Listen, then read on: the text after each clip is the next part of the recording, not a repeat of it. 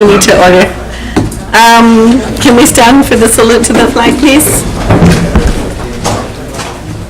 I pledge allegiance to the flag of the United States of America and to the republic for which it stands, one nation, under God, indivisible, with liberty and justice for all.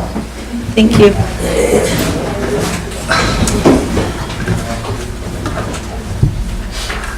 Just a reminder to sign the back of the register back there, and if you have any call to the audience cards, bring them on up. Roll call of the board. Ms. Dong. Mr. Hernandez. Present. Mr. Jaramillo. Here. Ms. Quintero. Present. Mr. Crouch. Present. Can I have approval of the agenda? Will we approve the agenda as submitted? Second. Sounds good. With roll call. Mr. Hernandez. Aye. Mr. Jaramillo. Yes. Ms. Quintero. Aye. Mr. Crouch. Aye. Anybody have governing board comments? Mr. Jaramillo? Just a quick comment on the legislative conference that we attended last week, and I think it had a lot of good information. I mean, it was refreshing, to say the least, right? Mm-hmm. And also the delegation conference went well. Also, everything that was submitted is going to be sent up and it was approved. So a couple of them had a couple of little tweaks that they had to do, but it was successful. So we'll see what the legislators have to say, Mr. Hernandez. That's it. Mr. Hernandez?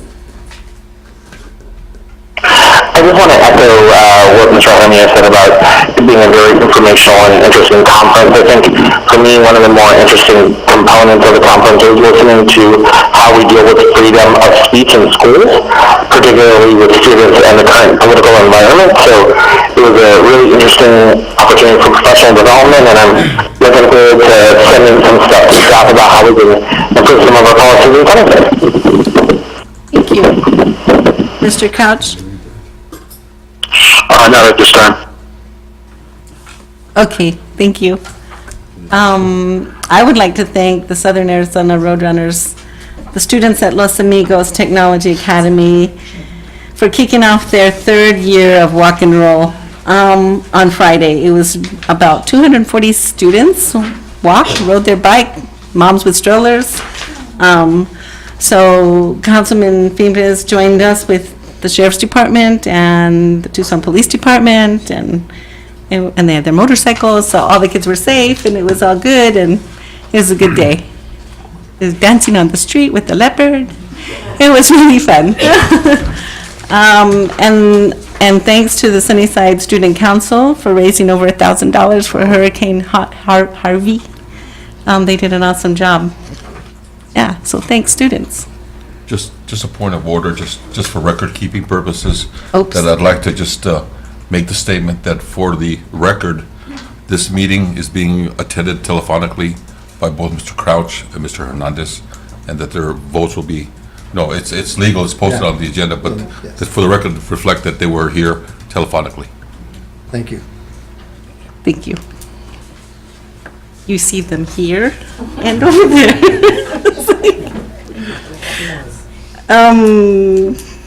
Superintendent's report. Yes, Ms. Quintero, members of the governing board, members of the audience. I'd like to first recognize, I'll put it up, sorry. I'll recognize Monica Luna, who's a program specialist with Sunnyside's Teenagers of Parents program, our TAP program.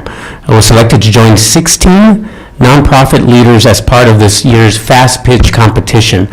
The Fast Pitch is a program of social venture partners in Tucson. It's one of the most recognized innovation and social entrepreneurship programs of Southern Arizona.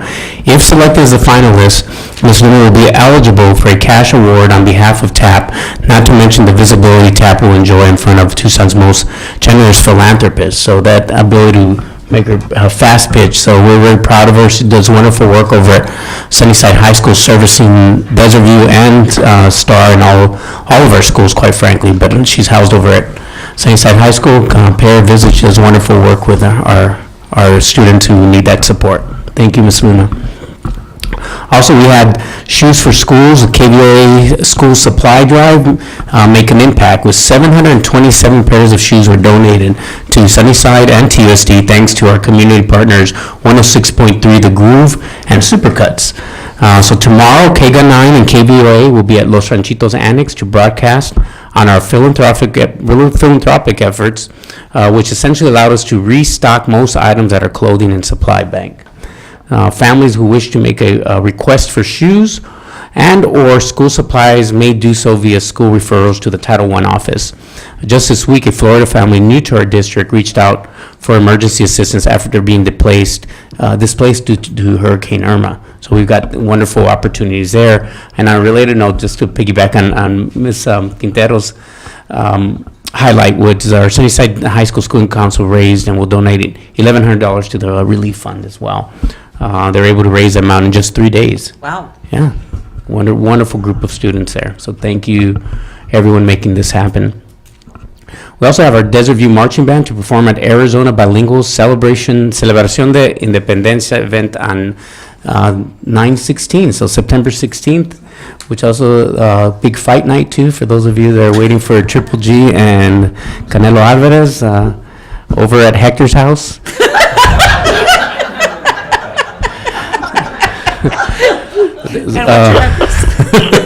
Bags of hot dogs. So Desert View's marching band, headed to Director of Bands, Kalila Govan, will perform alongside Mariachi Sonido de Mexico, Ballet Folclórico Tapatío, and others this Saturday, September 16th, in downtown Tucson during the Arizona Bilinguals Celebración de Independencia Mexicana. Transportation costs were sponsored by Sunnyside's Office of Public Information. Great opportunity to showcase our school district, along with the celebration that will be happening down at Armory Park. So congratulations, Ms. Govan, on a wonderful representation of our district. Again, here's the actual official picture here for Los Amigos Tech Academy families when members kicked off the walk and roll last Friday in support of making active travel an accessible option for students and families. As you can imagine, no one walks. If you see the egress of all of our schools, tons of cars. It's been something that we are trying to get more of our schools to encourage walking.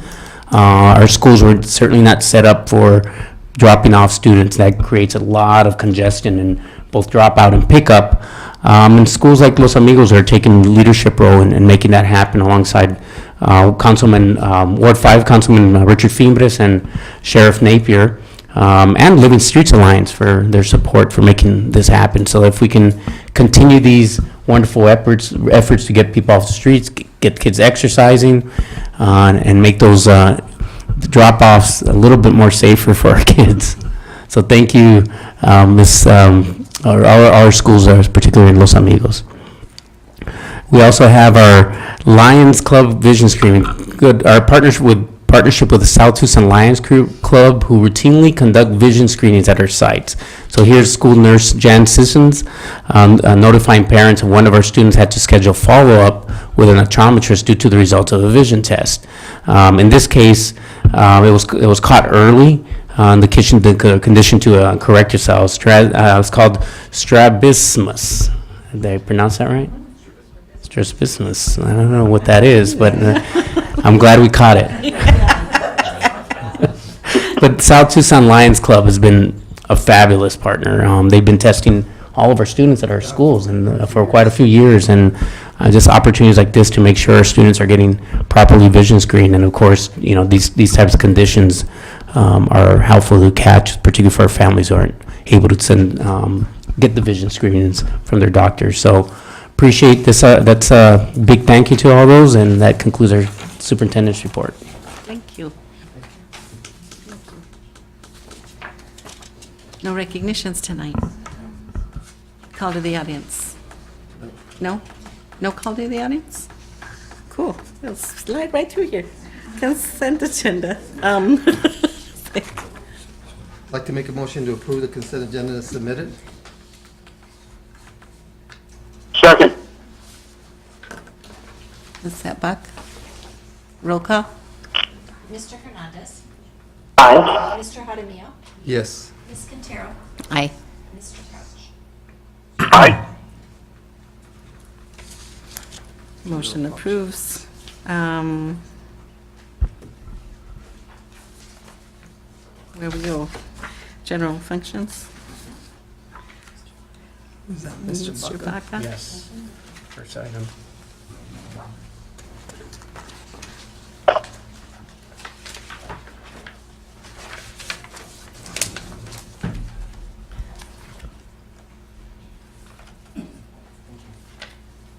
Good evening, members of the board, Superintendent Holmes, President Crouch. The purpose of my presentation is to provide the board with an update on how we are standing in terms of our enrollment for the current school year. I think I provided the board with a very brief overview a month back. And so this is a follow-up, because following the time needed to do a true in-depth analysis of what we can expect to achieve for this year in terms of enrollment. We've completed that analysis, so I'd like to give a brief update that gives you an idea of what we can expect for our ADM. So for those at home, Mr. Crouch and Mr. Hernandez, our first attachment is the one that I'm going to be speaking to primarily, and that's the one that displays our 15-day enrollment comparison. The takeaway from this chart here is that the big takeaway, I'll say, the biggest conclusion that we can achieve is that our kinder population has recovered based off of our previous drops. And that's the most encouraging aspect of what we can see in terms of our enrollment. The previous 3 years, based off of our demographic study and the comparison that this chart does include, actually 5 years of comparison, shows how steeply our kinder population was declining every school year. This year, our kinder population, as of day 15, was 1131, and which is even slightly above our first grade population. And this is the first time we've seen that in the previous 4 years, where we've seen our kinder population actually recover. What that's hopefully an indicator of that we have seen we reached the bottom of our decline, and that future years will either continue at this level or continue to grow, hopefully. But at least for this year, we've seen that kinder population is no longer diving at such a steep rate.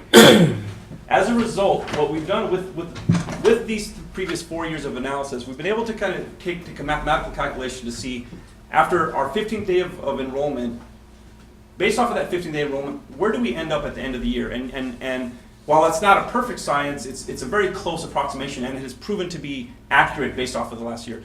And what it amounts to is 94%. If you take you apply a factor of 0.94 to our 15-day enrollment, that ends up to be pretty close to what our end of year ADM ends up being. So if we take that 94% times our current 15th-day enrollment, we end up with an ADM of approximately 15,370. So 15,370. That's not displayed on this graph, but what that means is that we're no longer seeing the 200 to 300 plus drop in ADM on an annual basis. And for this year, we can anticipate that enrollment will end up around that 15.4 amount. We're still processing data. In addition to this analysis, I've attached our current ADM 20 report from the state, and that report does show a projected 100-day enrollment of 15,376. So those pieces combined are very encouraging. They're showing that we're no longer dropping at the rate, at least for this year. The hemorrhaging has stopped, so to speak, and we can anticipate that for this year our enrollment will not drop as steep of a rate that we've seen in the previous years. Ms. Quintero, just to jump in real quick with Mr. Baca, just to remind the governing board, our budget was built off of an ADM of 15,257. Just so then, and so that's important to know. And although you're not seeing that decline, we did take an immediate hit because of current year funding from 15.8 to 15.2 in our budget. So we essentially lost 600 students roughly in ADM due to the fact that we've converted from previous year funding, 100-day funding, to current year funding. So that did take place this year because of that. So if there's no confusion on what we're budgeting, and even though we see some stabilization with our enrollment, the reality is that our budget was built off of a current year type of funding, which is a significant difference from what we were funded the previous year, which was at 15.8 and change. So having, just one more illustration of where our ADM currently stands. This is that current, as of September 4th, our current ADM-20 report. You can see our total ADM, projected ADM for 100 day is 15,376. But what's also encouraging is that we can see quickly at a glance that there are missing ADM that we didn't expect to appear yet. For example, our preschool ADM right now is 224, and we know that that's going to be significantly higher than 24. It typically ends up around 80. So if we were to add additional 60 ADM to this total amount, we would end up with a total of approximately 15,436, which again is appreciably higher from what we budgeted as 15,257. So that's the update in a nutshell. I mean, certainly happy to answer any questions about the details here, and that's what I'd like to ask you to turn it to you now. Any questions? No, I'm good. Mr. Hernandez? Not at this time. Thank you, Mr. Baca. Mr. Couch? Not at this time. Thank you very much. Ms. Quintana.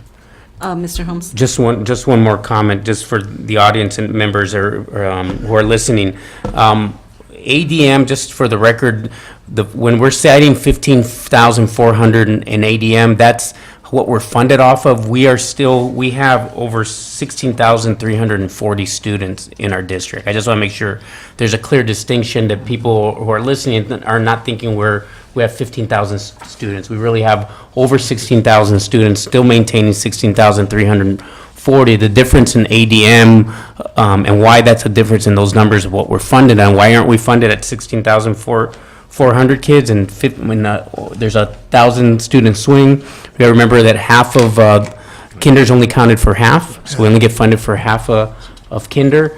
And we're also funded based on enrollment over the course of time. So our enrollment does fluctuate, so ADM will fluctuate based upon the amount of time the students actually stay with us, or if there's transference in and out, that variability is accounted for in our ultimate average daily membership versus total enrollment.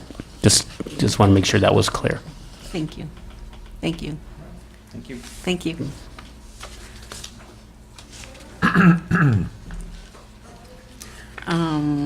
Override information, right? Yes, ma'am. Next item is the ARS 15-481 and 15-491 override and bond expenditure report. And this is an annual report or update that is required by statute, whereby the board in a meeting updates the community in regards to override expenditures and bond fund expenditures. And as the board is aware, we do not have an override in effect at this point, and haven't had one since 2013-14. So there's nothing to report as far as the override.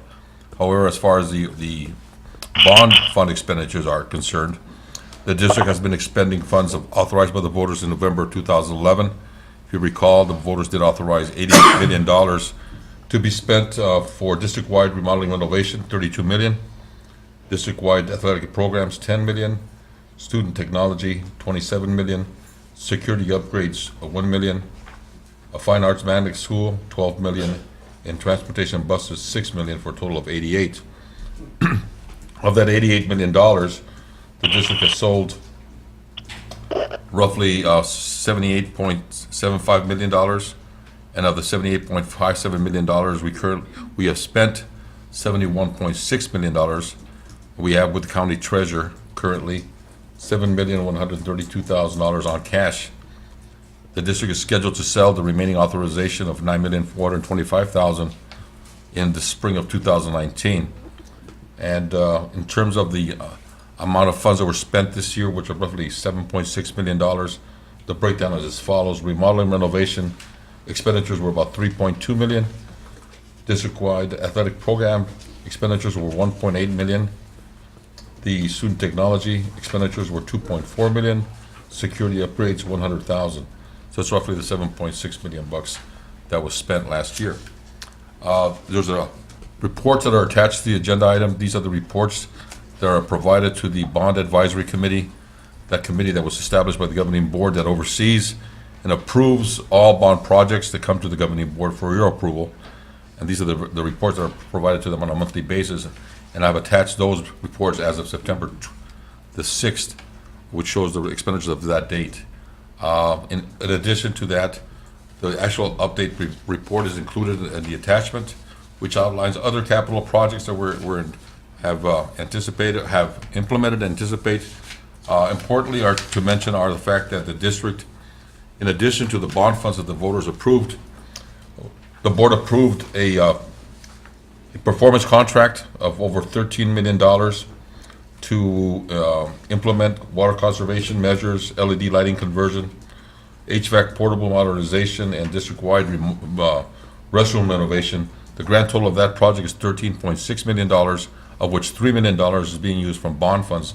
The remaining $10 million is being generated from savings that will be realized as a result of implementation of these energy conservation measures. And then lastly, the big project that we're all waiting for to kick off and to really start installation of is the solar panels. The district approved with entering into a performance contract with SunRenew / Solar City, which is Tesla Corporation. And they're in the process of getting finalization, approval of engineering documents with TEP so that they can initiate installing solar panels via parking structures and playground shade structures throughout the district. That's broken down into 2 phases. The cost of these improvements to the taxpayers and to the district will be zero. The entire amount of the solar panels and structures will be paid for by via a performance contract. Basically, the way it'll work is that the electricity that is being generated from those panels we'll be paying for to Solar City and SunRenew, which means that energy being generated from panels is energy that we're not buying from TEP. So we're basically paying SunRenew and Solar City for the electricity, and realizing a savings there because of the rate that we have with them is less than what we'll be paying TEP. And then over a course of over 20 years, the project will be paid in full. After that, energy will be free. And during that time, we anticipate that we'll be, in addition to the savings that are used to pay for the improvements, we'll generate an additional $17.6 million worth of actual savings as a result of going solar. So we're all excited about getting this project going, and hopefully start seeing some construction come January. Other than that, if you have any questions, I'd be more than happy to answer them. Any questions? Mr. Hernandez, any questions? Not right now, thank you, Ms. Quintero. Mr. Couch, any questions? No, thank you, not right now. Thank you. Thank you.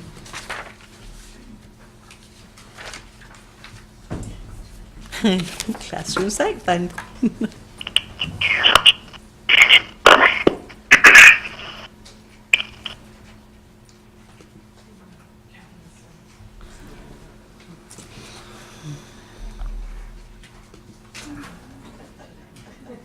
There's a good chunk of change in June.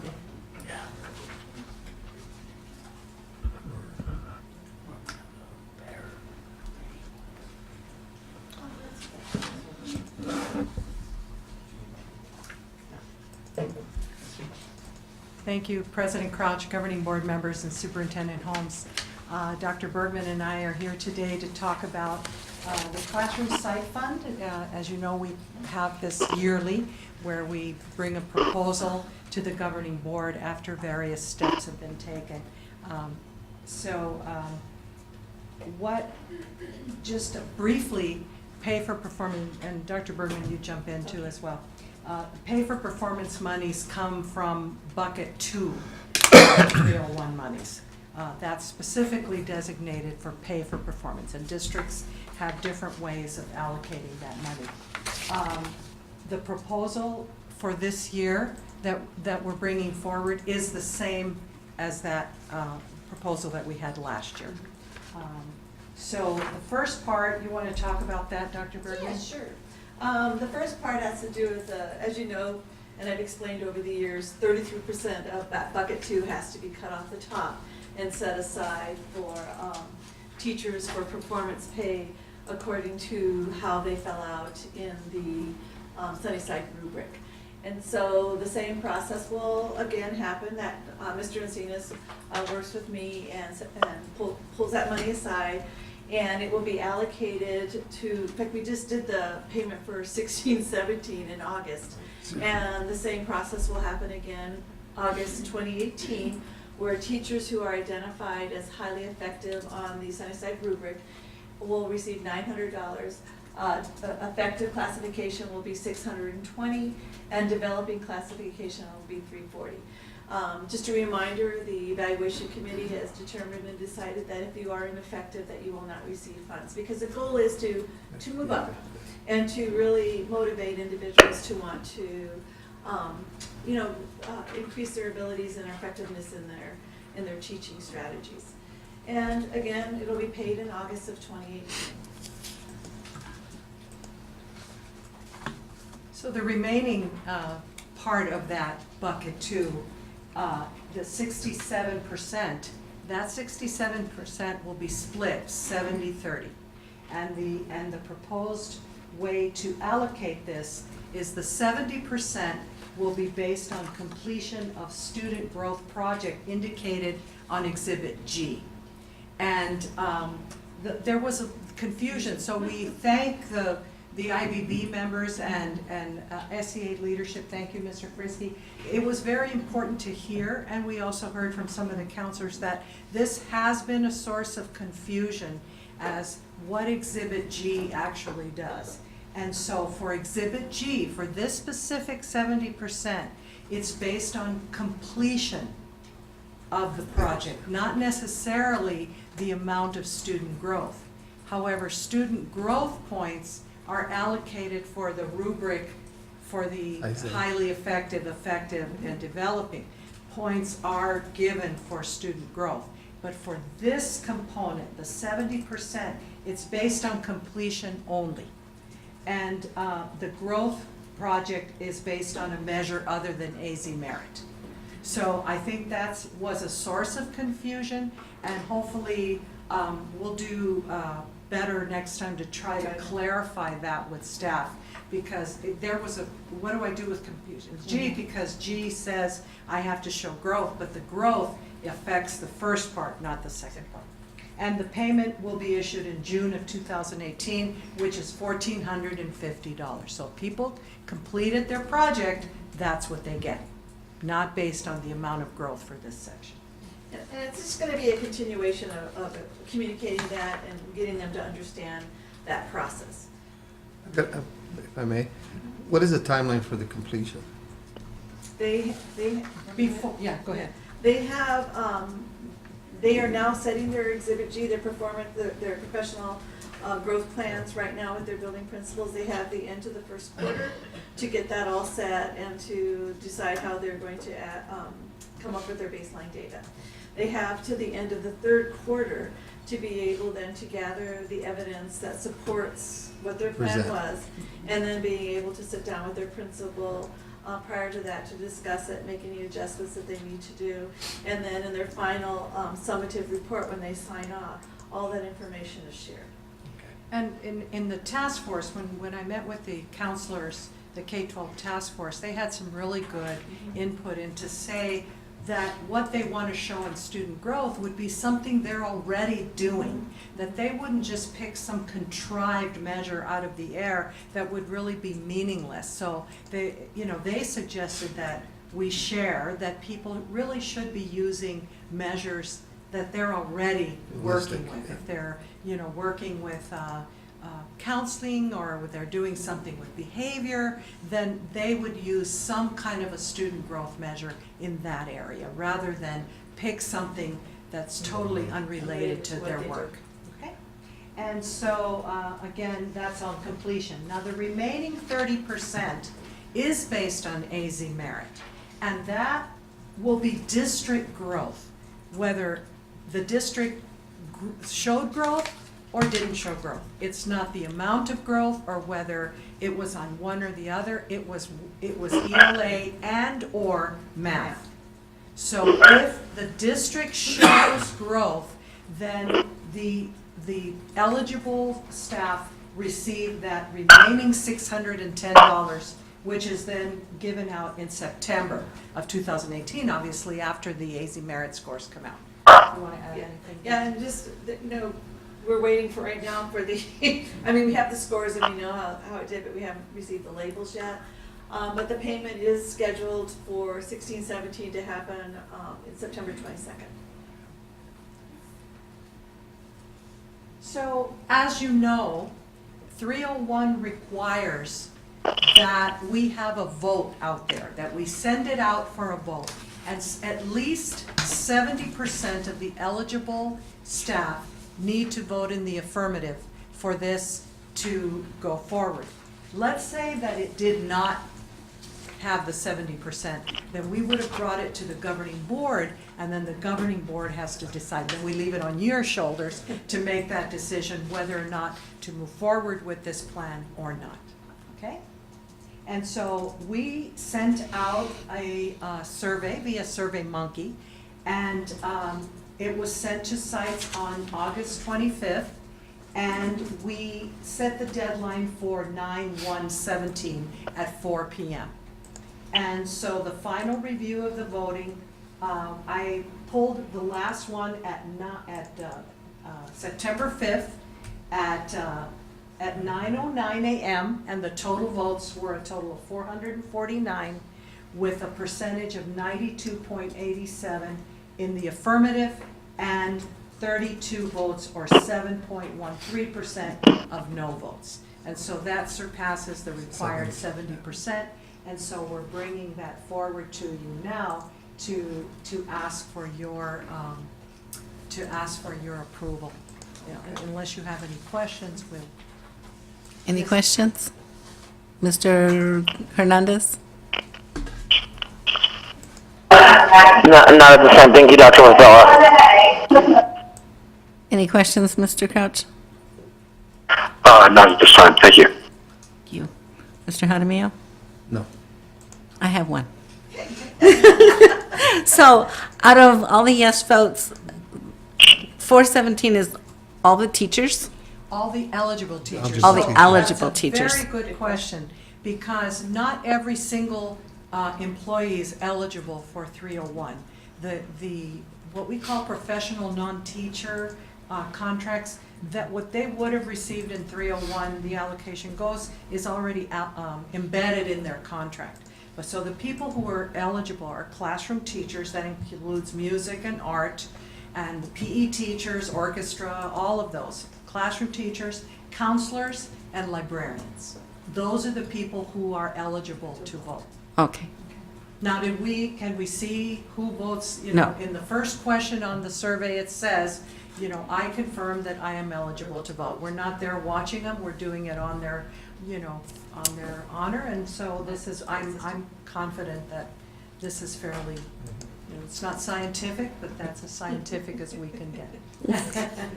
Thank Did you. that answer your question? Yes, so thank you for your information. And I'm going to wait for a motion to approve. Waiting patiently. So moved. So moved. Um, I'd like to make a motion for Classroom Fight Sun 301 proposal 2017-2018. I have a second? Second. Thank you. Roll call? Mr. Hernandez. Aye. Mr. Jaramillo. Yes. Ms. Quintero. Aye. Mr. Crouch. Aye. Thank you. Thank you.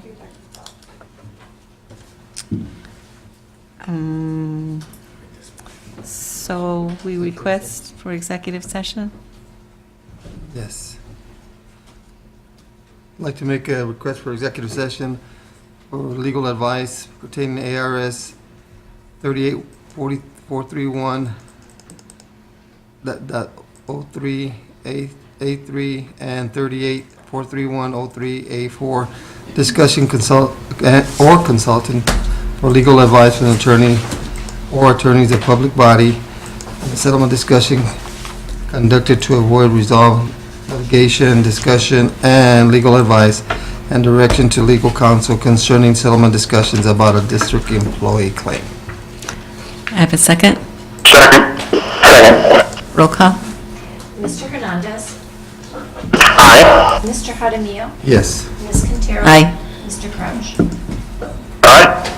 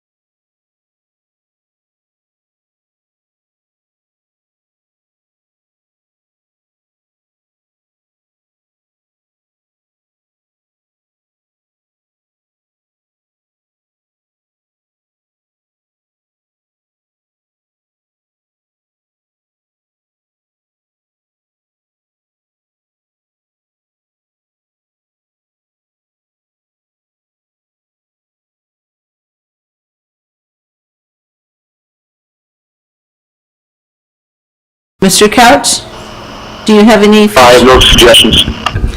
Mr. Hernandez? That's fine, thank you. So can I have a motion to adjourn? I'll make a motion to adjourn the meeting tonight. Do I have a second? Second. Roll call. Mr. Hernandez, Aye. Mr. Jaramillo, Yes. Ms. Quintero, Aye. Mr. Crouch. Aye. Motion adjourned. I mean, we're done. Thank you. Good night. Good